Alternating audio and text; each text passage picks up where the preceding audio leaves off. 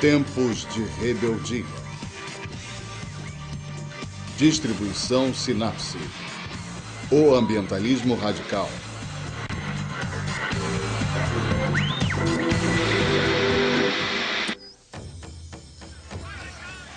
Dia da Terra, 1990. O direito de comemoração para os jovens e idealistas e para os que lembraram de lutas passadas no movimento ambientalista. O que fez este dia diferente de qualquer passeio comum de domingo foram os milhares de manifestantes e sua declaração política. Sua exigência era pelos direitos do planeta Terra. Era o grito de socorro que começou com o primeiro dia da Terra, 20 anos antes.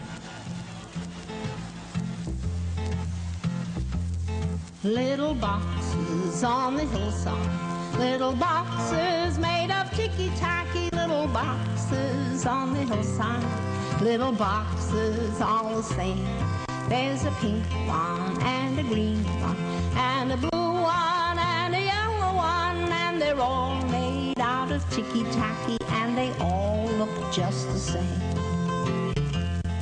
And the people in the houses all went to the university where they were put in boxes and they came out all the same. And there's doctors and lawyers and business executives, and they're all made out of ticky-tacky and they all look just the same.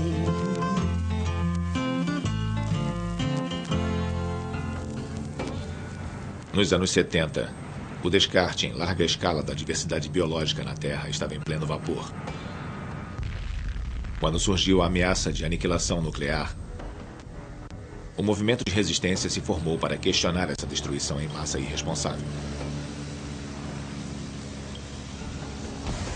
Rebeldes ambientalistas radicais se envolveram em uma longa disputa entre as forças dominantes de progresso tecnológico e vozes minoritárias apaixonadas a favor dos direitos da natureza. Ambientalistas radicais, como os ativistas dos direitos civis e os contra a guerra antes deles, vieram da dedicação do povo para impedir a injustiça. Mas a emergência deles era uma revolução ecológica. Ecologia profunda, biocentrismo. O ambientalismo radical começou com uma premissa de que a natureza tem um valor intrínseco.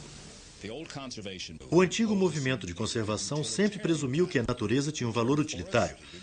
Cuidar da floresta para que tenhamos madeira. Cuidar das trutas porque são boas para comer. Cuidar dos patos porque podemos atirar neles e assim por diante. O que o movimento ambientalista radical diz é que essas coisas são boas se as usarmos ou não. A ideia de estabelecer áreas de terra, água, fora dos limites do desenvolvimento industrial, como o de proteção ou outros tipos de reservas da natureza, fora dos limites da industrialização, é um desvio radical de 6.000 anos de história humana. Isso é que é radical na conservação. A verdadeira diferença em ser um conservacionista e não ser é a capacidade de ter uma visão de longo alcance e também ter memória para entender o que fizemos no passado e aprender com nossos erros. E não desejar para os nossos trinetos a diminuição do planeta que nos foi dada por causa da ignorância dos nossos ancestrais. Trauma terrestre.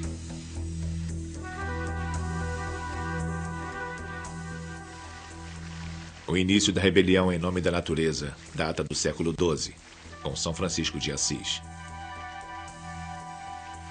Contra a doutrina cristã que deu à humanidade poder ilimitado sobre a criação, São Francisco formou uma visão alternativa do relacionamento da natureza com o mundo natural.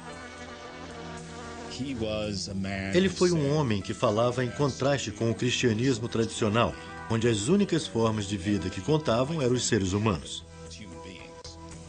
Eles eram as formas de vida que foram criadas à imagem de Deus e etc. São Francisco disse, espera aí, tudo na natureza é parte da comunidade de Deus. Lobos, pássaros, o sol, a lua, o vento, as nuvens. Não só o que chamamos de coisas vivas, mas todo o complemento que temos na Terra. Ele disse, isso deve ser incluído no reino de Deus. Uma declaração radical questionando toda a crença de que a natureza foi posta aqui para os seres humanos explorarem, que foi dada a eles para conquistar e ter o domínio. São Francisco reverteu isso tudo. No século XIX, o naturalista norte-americano e autor Henry David Thoreau escreveu o primeiro manual do movimento ambiental. Publicado em 1854, Walden, ou Vida no Bosque, expressava a ética necessária para entender e preservar a natureza. Nele, Thoreau advogava um padrão de existência que põe as florestas e os rios em um plano igual com a humanidade. Henry David Thoreau entendeu muito intuitivamente que não podemos viver se estivermos alienados da natureza, que se não nos submetermos às leis básicas da ecologia, o nosso tempo neste planeta será seriamente limitado. A lei da biodiversidade, a lei da interdependência, a lei dos recursos finitos são coisas com as quais temos que viver em concordância, senão vamos sofrer repercussões sérias, e ele entendeu isso há mais de 100 anos. Em 1864, no auge da Guerra Civil Norte-Americana, o naturalista John Newer começou questionando a visão da sociedade dominante da civilização separada da natureza. Ele passaria o resto da vida conduzindo uma missão incansável para parar a construção de barragens e o desmatamento da fronteira oeste. Os sermões apaixonados de Newer em defesa dos direitos da natureza se tornaram legendários. A fundação de um movimento ambientalista moderno estava acontecendo. Todas aquelas ideias, ansiedade sobre urbanização, crescimento populacional, imigração, etc., estavam por trás de John Newer. Então ele foi capaz de discutir muito efetivamente que a selva não era uma inimiga, mas um bem. As selvas eram coisas que não devíamos tentar destruir, mas devíamos de fato preservar, estimar e aprender com elas. E essa foi a origem do conceito de Parque Nacional e mais tarde do sistema de selvas. Toda uma nova visão sobre a importância das árvores e as pessoas prontas querendo ouvir John Newer quando começou o século XX. Na metade do século XX, a sociedade norte-americana abraçou um modo de vida sempre em expansão, que dominava a natureza com a inovação tecnológica. O mundo natural virou apenas uma coisa para explorar, de matérias-primas a panos de fundo cênicos. O modo de vida descartável da geração pós-guerra assumiu um novo significado quando a humanidade começou a explorar o espaço, só para perceber como o planeta Terra parecia frágil visto dos céus. No início dos anos 60, a corrida para o progresso através da tecnologia foi tipificada pelo uso padrão de venenos como o DDT para livrar pestes indesejáveis da paisagem. E quando o livro pioneiro da bióloga Rachel Carson, Primavera Silenciosa, foi publicado em 1962, o aviso foi dado. Adicionar toxinas ao futuro era inerentemente perigoso para o bem-estar do nosso planeta. Rachel Carson precisa ser entendida no contexto da idade da ecologia. Ela foi uma das pessoas que publicaram a ideia do interrelacionamento e da interconectividade com toda a natureza. Essa foi a grande ideia dela. Então, quando Rachel Carson falava sobre pesticida, DDT e afins em seu famoso livro Primavera Silenciosa, no início dos anos 60, ela falava com esse conhecimento ecológico, dizendo: esses pesticidas entram no ecossistema e têm muitos efeitos, envenenam e destroem o equilíbrio da natureza. As pessoas estavam preparadas para ouvi-la por causa do impacto da ecologia. A ecologia virou uma palavra doméstica nos anos 60, era uma inquilina essencial da contracultura. Nos anos 60, tivemos as vozes da rebelião, que de muitos modos foram absorvidas pela cultura. E aí tivemos o movimento ambientalista acontecendo e dizendo: nós acreditamos no que estava sendo dito lá, não queremos ser anexados, não queremos ser comprados. E de repente havia esse movimento novo que tentava ver o ambientalismo como uma crítica da sociedade, como um modo diferente de se abordar a sociedade, dizendo que havia outros valores, além dos valores da civilização e do progresso. Isso foi proeminente em 1970, quando tivemos o Dia da Terra, que foi um evento notável na história americana. Havia 200 mil pessoas em Washington, houve debates no país inteiro sobre o meio ambiente, foi um evento notável. Ele representou o que se pode chamar de mudança fundamental de paradigma. E eu acho que o radical sempre surge desse tipo de mudança de paradigma. O radical é o líder dessa mudança. O radical, em outras palavras, não fica só dizendo que temos que poupar 40% desse abeto em vez de 35%. Eles não dizem isso. O que eles dizem é que temos que parar de cortar o abeto, que temos que morar em casas que possam ser recicladas, que temos que começar a fazer coisas que são muito radicais e diferentes. A santidade de toda a vida. Havia um relacionamento muito forte entre o que as pessoas chamavam de hippies na época e muitos deles voltaram ao campo, entre os hippies e os pacifistas e até, finalmente, os que ficaram conhecidos como eco-chatos. Eu acho que se você olhar isso no jargão que era usado, há um relacionamento muito forte aí. E realmente, no início, o grupo Greenpeace parecia um bando de hippies. A gente não se via desse jeito, mas havia um forte elemento antissistema. Cabelo comprido e, basicamente, rejeição dos valores com que fomos criados e os valores dos nossos pais. Em 1969, um grupo de jovens idealistas canadenses, que veio a ser conhecido como Greenpeace, se formou em volta da questão dos testes nucleares. Baseado em Vancouver, eles se opuseram ao programa militar dos Estados Unidos, que estava usando as águas do Alasca, perto da ilha Atitka, como zona de bombardeamento. Embora a área seja uma falha de terremotos, as autoridades norte-americanas se recusaram a parar os testes atômicos, arriscando a possibilidade de uma onda de maré assassina dirigida à costa oeste canadense. Foi o início de um movimento ambientalista ativo. Eu mesmo fiquei afrontado pelo fato desse teste já ter matado milhares de lontras e focas marinhas. E eu sempre fui um defensor da vida selvagem e achei totalmente absurdo você não poder ir à ilha Atitka, uma reserva natural, com uma arma, mas poder explodir uma bomba de 5 megatons debaixo dela e matar o que estivesse nas águas ao redor. E também fiquei motivado principalmente pela minha preocupação com a vida selvagem que estava sendo devastada por esses testes. Os Estados Unidos estavam testando armas nucleares em um lugar que era mais uma ameaça para o Canadá e para o Japão, na verdade, do que para eles mesmos, com a exceção do Alasca. Então, de um modo muito orgânico, o núcleo de pessoas que começou a se encontrar no porão da Igreja Unitariana aqui em Vancouver, em 1969 e 1970, foi reunido por essa preocupação dupla. A preocupação com a paz e a preocupação com a ecologia. E essa ligação criou o Greenpeace, que nos traria uma paz verde. Não vamos destruir a ecologia e, ao mesmo tempo, isso só pode ser conseguido através da paz. Até esse ponto, os ativistas antinucleares pareciam estar preocupados exclusivamente em impedir a guerra nuclear. E os ambientalistas ainda eram percebidos basicamente como ativistas antipoluição, que talvez adorassem árvores, coelhos e coisas do tipo. E aí, finalmente, você tem as duas equipes juntas. E a teoria na época era de que, se podemos ter esses dois tipos de facções juntos, poderíamos ter uma afluência muito maior do que tínhamos do outro modo, visto que mal tínhamos qualquer afluência para começar.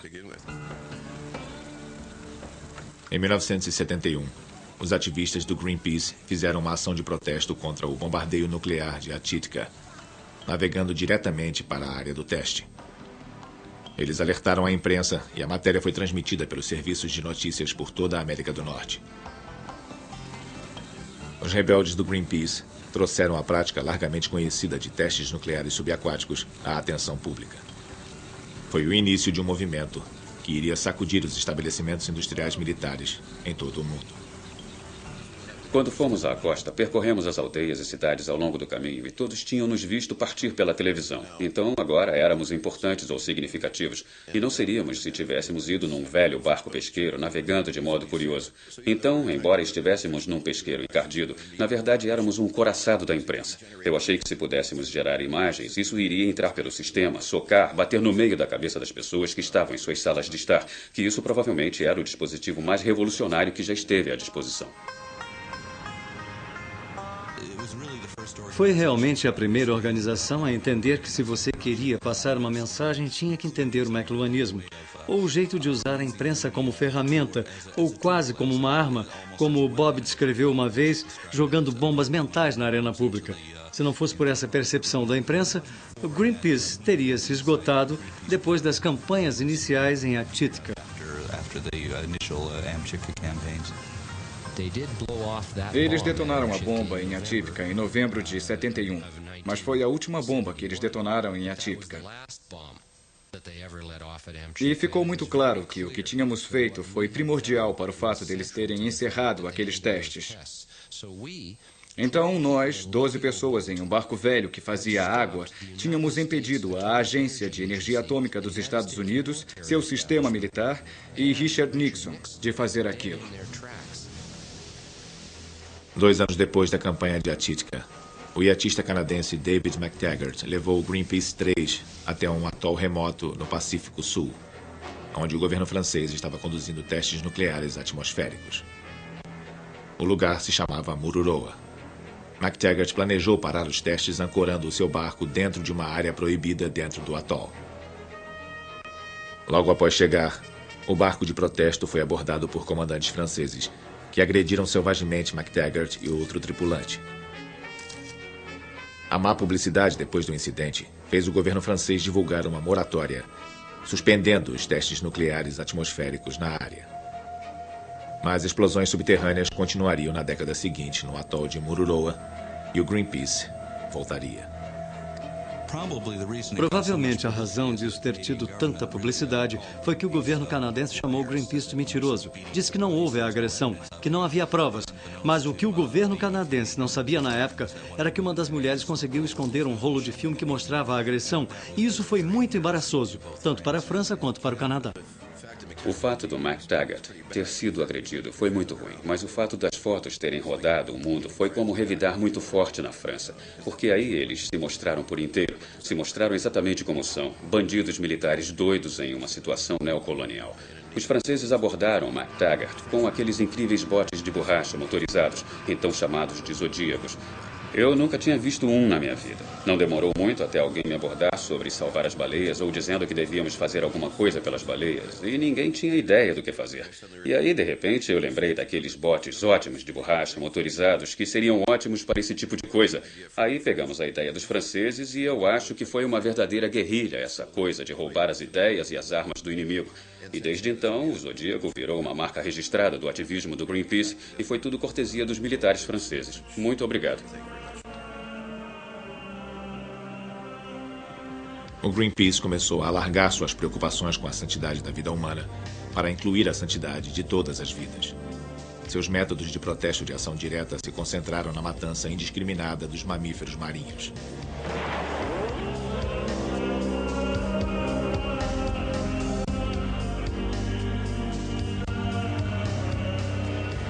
Em 27 de junho de 1975, o capitão Paul Watson liderou o primeiro confronto em alto mar entre baleeiros e conservacionistas. Watson e 5 outros ativistas do Greenpeace puseram seus botes Zodíaco na linha de tiro entre os navios arpoadores russos e as baleias na costa da Califórnia.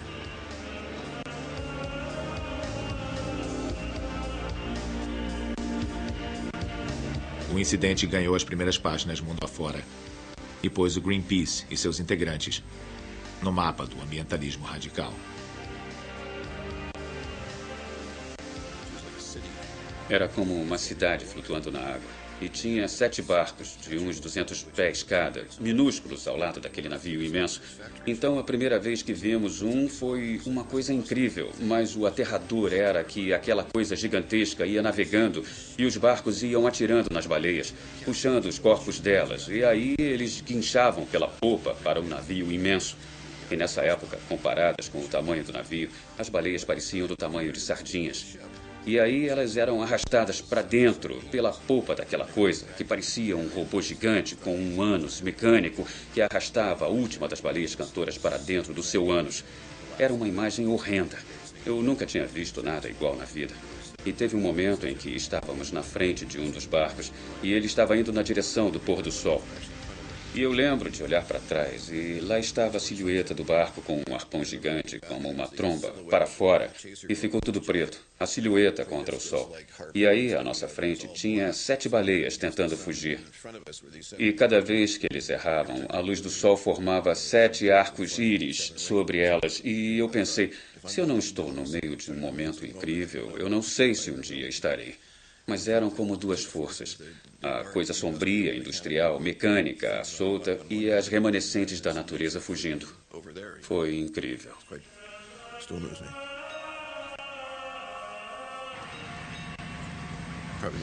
Provavelmente o momento mais satisfatório da minha vida foi ficar na ponte de um navio caça-minas, vendo uma frota de baleeiros russos fugindo de nós.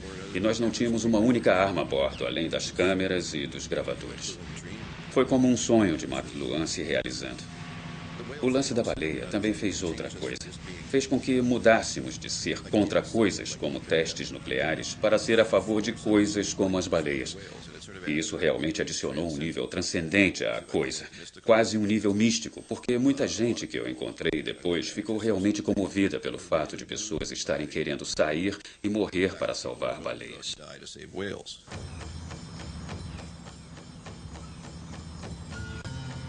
Paul Watson e o Greenpeace voltaram a atenção a seguir para uma campanha para salvar as focas no Canadá. A caça à foca na Terra Nova era o alvo. E em 1976, eles começaram a borrifar tinta nos animais para tornar suas peles sem valor. Eles tinham navios gigantes de novo entrando no gelo e matavam os filhotes e tiravam a pele, deixando os corpos lá. Só tiravam a pele e iam embora. Nós estávamos no ar chegando de helicóptero e dava para ver um rio de sangue de horizonte a horizonte. Eu lembro do Pat Moore dizendo, isso é o que eles querem dizer com matança em massa. Nenhum de nós tinha visto nada naquela escala. Eu fiquei muito frustrado com o fato do governo do Canadá com quem estávamos lidando inventar leis dependendo das nossas estratégias. Então, uma coisa que era perfeitamente legal virava ilegal no dia seguinte, quando decidíamos que íamos fazê-la. E eu fiquei enojado pelo governo poder infringir os nossos direitos humanos assim. Voltando ao gelo da Terra Nova em 1977, Paul Watson e sua equipe eram agora bem conhecidos dos caçadores de focas. Watson acelerou o protesto, interferindo fisicamente na caça. Ele se algemou aos cabos do guincho do navio e foi prontamente jogado nas águas geladas lá embaixo. Fui içado muito alto e começaram a me balançar. Me deixaram pendurado e exposto quando eu estava ensopado. E quando vi e percebi que estavam fazendo isso comigo enquanto bebês focas eram abatidos à minha volta, foi uma coisa muito comovente para mim. Se recuperando no hospital dias mais tarde, Watson soube que tinha sido destituído por votação do Greenpeace por ter se envolvido em atividades violentas. A sua resposta foi a fundação de uma nova organização que iria intensificar a luta para As focas eram abatidos à minha volta. Foi uma coisa muito comovente para mim. Se recuperando no hospital dias mais tarde, Watson soube que tinha sido destituído por votação do Greenpeace por ter se envolvido em atividades violentas. A sua resposta foi a fundação de uma nova organização que iria intensificar a luta para proteger os mamíferos do mar. A Sociedade de Conservação Pastor do Mar virou o novo meio para Paul Watson salvar as vidas dos animais. Em 1977, quando Paul era o líder da campanha das focas, a segunda campanha das focas na Terra Nova, já tinha ficado claro para todo mundo no grupo que não poderíamos mais tolerar o jeito como Paul operava. Era especificamente o jeito como ele trabalhava. Ele queria que fôssemos cada vez mais radicais, no modo dele ver a coisa. E muitos de nós pensaram, não, nós fazemos desse modo. Enquanto Paul teve a visão de que isso era muito urgente para uma solução de longo prazo como aquela, e ele teve que sair, fazer isso física e pessoalmente. E é claro, ele ficou golpeando navios, essas coisas, que o Greenpeace não poderia tolerar. Pessoalmente, eu votei pela saída dele, quando ele golpeou uns navios e ficou muito feliz por fazer isso, mas não é essa a filosofia do Greenpeace. Infelizmente, fomos criados em uma sociedade onde estamos condicionados a lidar com tudo através de discussões, conferências, reuniões e escrevendo cartas ou fazendo piquete. Mas ninguém nos ensinou que temos que sair e tomar uma posição para fazer a diferença. Pelo menos não no contexto de resolver questões sociais. A primeira ação da Pastor do Mar levou Paul Watson de volta à Terra Nova em 1979. Dessa vez, as tentativas de acabar com a caça de primavera à foca resultaram em sua prisão e agressão nas mãos da polícia e de cidadãos ultrajados. Naquele ponto, eu deixei de ser canadense. Não tenho absolutamente respeito algum por um país ou força policial que pode me tratar assim. Que pode me agredir como um cidadão que estava tentando protestar contra o que eu considerei uma injustiça e para proteger os lucros da indústria de peles através da violência, que era o que eles estavam fazendo, e depois negar que nada disso aconteceu. Sem se deter, a Sociedade de Conservação Pastor do Mar navegou para Portugal com a intenção de golpear e incapacitar o baleeiro pirata Sierra. O capitão Paul Watson agora era o ecologista radical mais famoso do mundo e provou ser tão bom quanto suas palavras. Em 16 de julho de 1979, ele jogou seu navio contra o Sierra, abrindo um talho de 2,5 metros no casco do baleeiro. No curso das 2 décadas posteriores, Watson policiaria os mares, imprimindo a sua própria marca de justiça em defesa dos maiores mamíferos da Terra. Ele tinha jurado continuar lutando pelas baleias, até não haver mais baleeiros ou baleias. Watson e outros da nossa época dizem que caçar baleias é errado. Não devemos só nos comprometer, não devemos só limitar a matança, deixar algumas nações caçarem. Devemos reconhecer que tirar essa forma de vida, que pode ser superior a nós em muitos modos, é errado eticamente. Devemos dividir o planeta com elas em vez de tirar a vida delas. Devemos incluí-las em nossa família, em nossa comunidade ética. Então é tão errado, do ponto de vista do Paul Watson, tirar a vida de uma baleia como é tirar uma vida humana. Os verdadeiros juízes do que é certo ou errado são as pessoas que ainda vão nascer nos próximos 200 anos. Elas vão olhar para trás e dizer, sabe, o que vocês fizeram foi certo ou o que vocês fizeram foi errado, mas elas terão o benefício de saber quais serão os resultados das nossas ações. Então, eu não estou preocupado em ganhar concursos de popularidade na minha geração. Como disse Margaret Mead uma vez, jamais conte com governos ou instituições para resolver qualquer um desses problemas. Eles nunca resolvem, nunca resolverão. Toda mudança social significativa vem da paixão dos indivíduos. Pena que não haja mais por aí. Nós precisamos deles. Como disse Farley Mowat muito bem, se tivéssemos uns 10.000 Paul Watsons, conseguiríamos impedir a destruição antes que seja tarde demais. Eu gosto da ideia. Eco-guerreiros.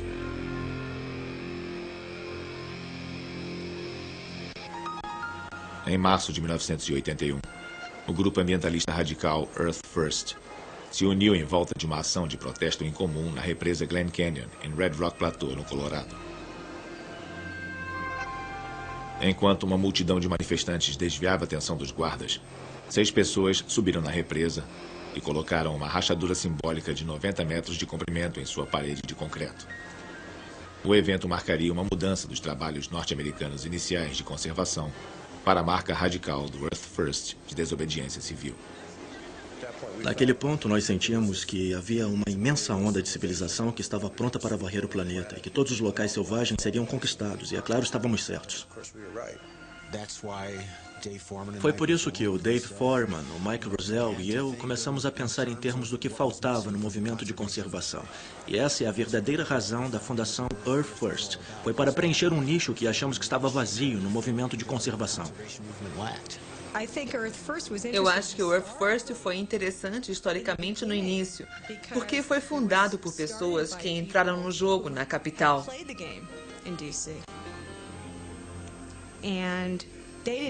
E elas não acharam que as recompensas fossem altas o bastante ou significativas o bastante, e resolveram seguir por outro caminho.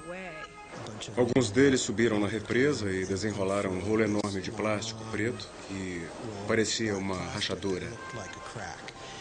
E nós ficamos na ponte filmando enquanto eles faziam isso E aí eles foram para o estacionamento e o Abbey fez um discurso na caçamba de uma picape. Tinha umas 200 pessoas e esse foi o nascimento do Earth First. De que adianta construir uma grande cidade se não temos um planeta tolerável para se viver? Earth First. Foi a primeira ação direta, teatro e guerrilha. Uma tentativa de realmente dramatizar através de um protesto muito criativo, quase teatral, como a industrialização estava destruindo o Sudoeste. Nós esperávamos que as autoridades fossem na represa assim que vissem o que estava acontecendo. E nós não fomos só na represa e desenrolamos a rachadura e todo esse tipo de coisa. Mas também voltamos à represa, fomos ao centro de visitantes e fomos ao estacionamento, onde houve um discurso, sem ter visto um único policial. Eu me diverti muito com isso. Eu não sei se alguém sabia realmente para onde o Earth First ia dali. E se vendo a rachadura desenrolando e ouvindo o Abbey falar, dava para sentir que havia um brilhantismo nessa ideia de guerrilha e teatro na defesa do meio ambiente. Temos que resistir. E se a resistência não for suficiente, então subverta.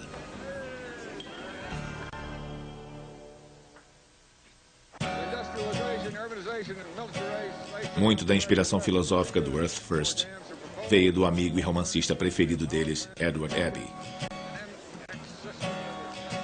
Seu livro, A Gangue da Chave Inglesa, virou um projeto ficcional para a abordagem deles do ambientalismo na vida real. A chave inglesa significava a sabotagem estratégica de indústrias ecologicamente prejudiciais. A rachadura simbólica da represa Glen Canyon foi a declaração de propósito do Earth First. Encontrar o Ed Abbey entre o pessoal do Earth First foi realmente um momento vital para muita gente. As pessoas sentiram. Essa paisagem tem força espiritual, ela fala comigo, eu me importo com ela. E aí está uma pessoa dando nome ao problema e que está dando esse grito de reunião de que todos precisamos para nos unir e fazer alguma coisa. Esse livro mudou a minha vida, o espírito dele. Ter outra pessoa que sentia o mesmo que nós sentíamos e que queria falar e não cortar as palavras, isso foi muito importante. Pessoas do mundo todo que tinham visto o país que o Abbey descreveu concordaram que havia alguma coisa nesse país. E junto com o amor a esse país vem responsabilidades a assumir e defender. E ele se tornou isso, o grande defensor do deserto. Ele era apaixonado, acreditava no poder das ideias e no poder da comunicação.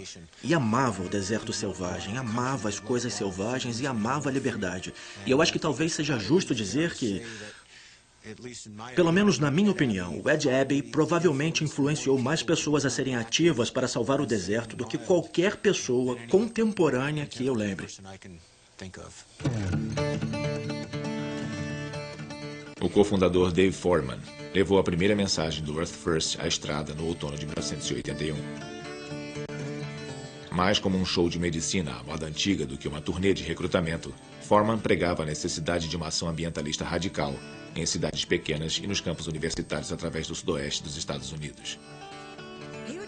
Ele ia pelo campo fazendo discursos e entusiasmando muito as pessoas. E aí falava com elas depois para saber quais eram as questões locais, com o que elas se entusiasmavam.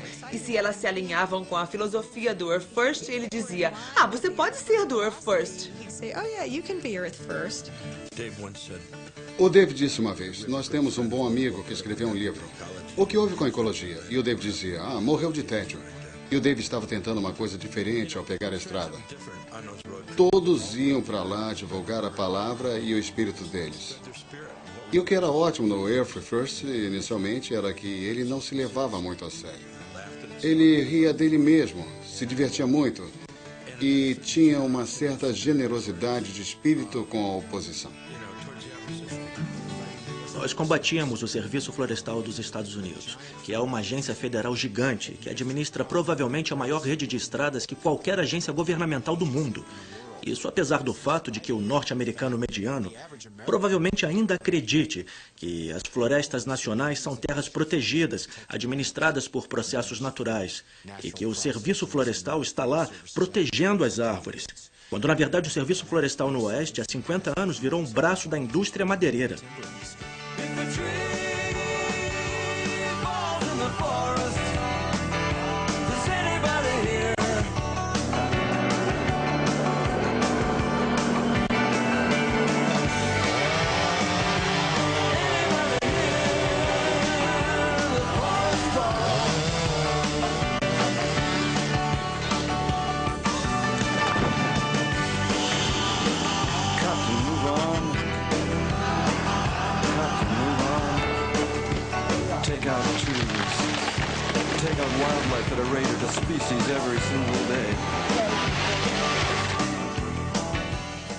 Em 1984, o Earth First se engajou em ações de protesto contra a Petróleo Getty, no Wyoming, e contra o Serviço Florestal dos Estados Unidos, no Oregon.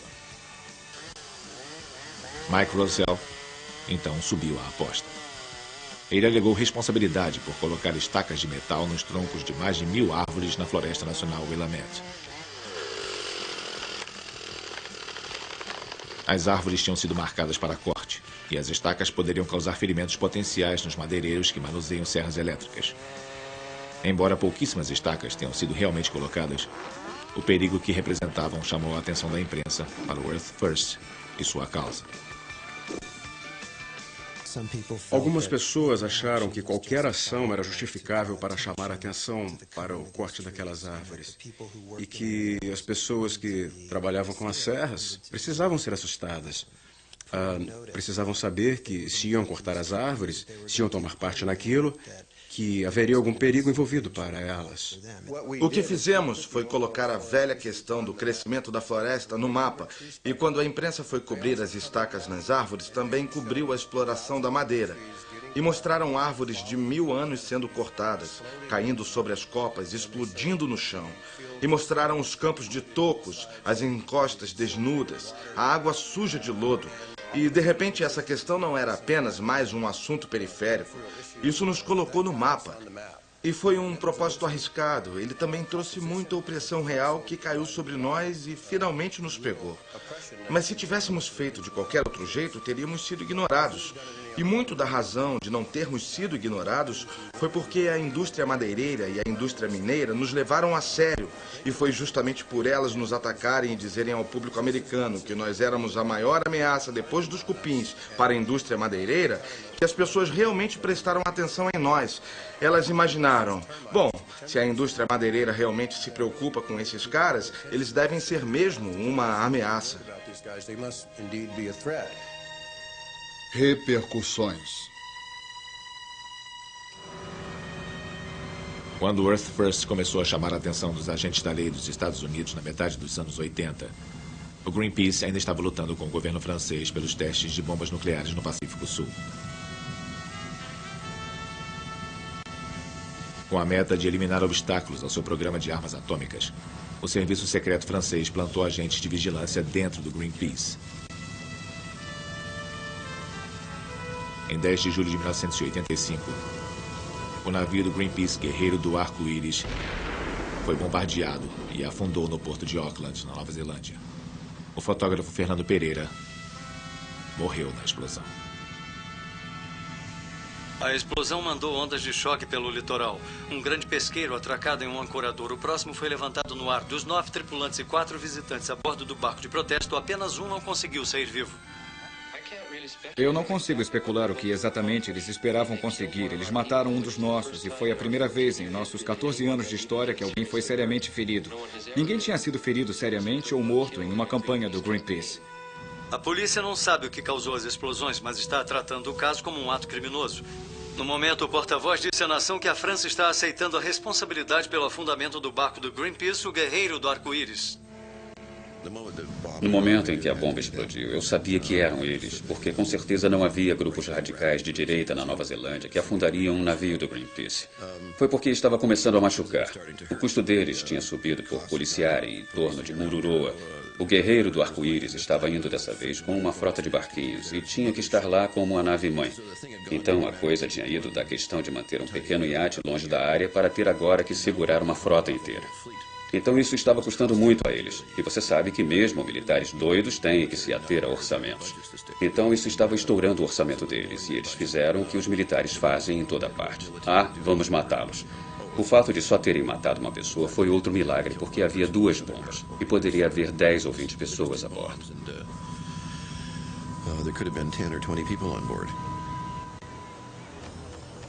Em 1986, a luta de Paul Watson para salvar baleias foi direcionada para a Islândia. A indústria baleeira do minúsculo país insular estava florescendo e Watson resolveu assumir uma abordagem descompromissada para impedi-la. Após meses de reconhecimento, ele despachou a tripulação do Pastor do Mar para sabotar uma instalação de processamento de baleias em Reykjavik e para afundar navios baleeiros no cais. Ele manteve o respeito pela vida, que tinha precedência sobre o respeito pela propriedade. John Forzel, do Greenpeace, falou comigo depois da Islândia e disse: eu só queria dizer que o que você fez na Islândia foi criminoso, imperdoável, repreensível e deplorável. E eu disse: daí? Não interessa o que você acha. Eu não fiz aquilo por você, fiz pelas baleias, fiz por nossos trinetos. E francamente, você ou qualquer outra pessoa neste planeta pode me criticar por isso. Eu não tenho problemas com isso, faria tudo de novo. Eu não violei lei alguma ao afundar aqueles navios na Islândia, porque eu me entreguei em Reykjavik. Eu pousei em Reykjavik e mandei eles me prenderem por aquilo. E me expulsaram do país no dia seguinte e se recusaram a me acusar, porque sabiam que eu ir a julgamento seria levar eles mesmos a julgamento. E quando as pessoas dizem o que conseguiu com isso, consegui muita coisa. Desde 1986 a Islândia não matou baleia alguma. Acho que nós acabamos com a caça à baleia pela Islândia para sempre. E só o que fizemos foi reforçar os regulamentos de conservação e tratados internacionais contra uma nação de caça pirata à baleia. Então sinto que foi uma campanha muito bem sucedida. Após 8 anos de conflito entre o Earth First e o sistema industrial americano, os riscos tinham subido a um nível perigoso. As ações do tipo chave inglesa estavam custando aos grandes negócios milhões de dólares em estragos. O Earth First foi liberado para ação legal pelo governo federal. Em 31 de maio de 1989, a casa de Dave Foreman em Tucson, Arizona, foi invadida por agentes do FBI. O cofundador do Earth First foi preso sob acusação de conspiração. Como porta-voz proeminente do movimento ambiental radical, Foreman tinha sido notado. Ele queria dizer coisas que outras pessoas não diriam. Ele queria escrever um livro sobre a ação chave inglesa, e isso fez dele um alvo. E era uma coisa corajosa a fazer. Alguns acharam que era idiotice, e no fim ele mesmo se mostrou para o FBI pegá-lo. Eles com certeza nunca anteciparam que seriam tão populares, então acharam que podiam esconder o nariz do governo federal. Eles podiam violar a lei com impunidade e anunciar isso, porque nunca pensaram que haveria milhares de pessoas fazendo isso sob a bandeira deles. Finalmente o caso foi resolvido, mas eu acho que foi uma indicação do que tinha dado errado com o Earth First. E o que tinha dado errado deu certo. O que deu certo foi que ele tinha sido bem sucedido ao ponto das pessoas no poder realmente acharem que ele era uma ameaça e acharem que tinham que fazer alguma coisa. O que deu errado foi uma organização que era basicamente do povo, basicamente descentralizada, querer tomar posições extremas para fazer os grupos dominantes pensarem melhor, para eles terem melhor posição de barganha e também para articular ideias que ninguém mais articulava.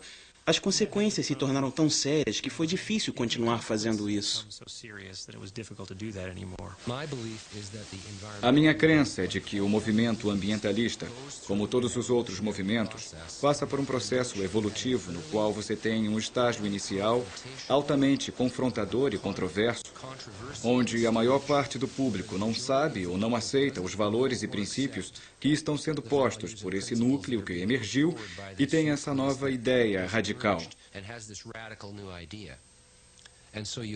E então você passa por um período de conflito. Mas no fim, se as suas ideias forem boas, a sociedade as adota e as aceita, como a sociedade faz com quase todos os princípios fundamentais do ambientalismo.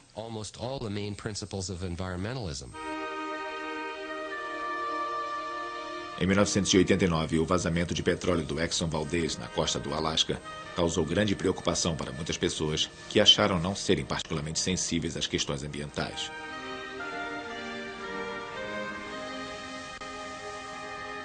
O desastre ecológico expôs imagens de danos reais à natureza, resultado de um crescimento industrial não controlado. A culpa pelo vazamento mortal de petróleo foi da Exxon e do capitão do navio petroleiro, mas a responsabilidade também foi de uma sociedade que considera o progresso industrial acima dos direitos do mundo natural. Ambientalistas radicais criaram um movimento que questiona esse caminho. O Greenpeace, a Sociedade de Conservação Pastores do Mar e o Earth First continuam a nos ajudar a entender o valor de proteger a vida do nosso planeta. É uma longa tradição de se empenhar pela causa de alguém, de se empenhar pela natureza. E com o tempo, talvez vejamos esses ambientalistas radicais na evolução histórica de crescimento do Canadá e dos Estados Unidos, como vemos agora os heróis da Revolução Americana ou os abolicionistas que libertaram os escravos. A nossa liberdade política depende das áreas selvagens. É a capacidade de sair da nossa cultura, olhar e dizer, sabe, as coisas não têm que ser assim, podem ser diferentes. A capacidade de sair da administração constante de outros grupos, do governo, de corporações ou de quem quer que seja. Como Ed Abbey disse uma vez, o crescimento só pelo crescimento é a ideologia de uma célula cancerosa. E essa é a ideologia da nossa espécie. E é o que tem que mudar, as pessoas começarem a ver os limites. E a não ser que a nossa espécie comece a limitar a sua expansão e comece a perceber que os recursos do nosso planeta são finitos e que a capacidade do nosso planeta sustentar a vida como a conhecemos é mesmo finita, todos nós vamos ter muitos problemas. Versão brasileira RGA.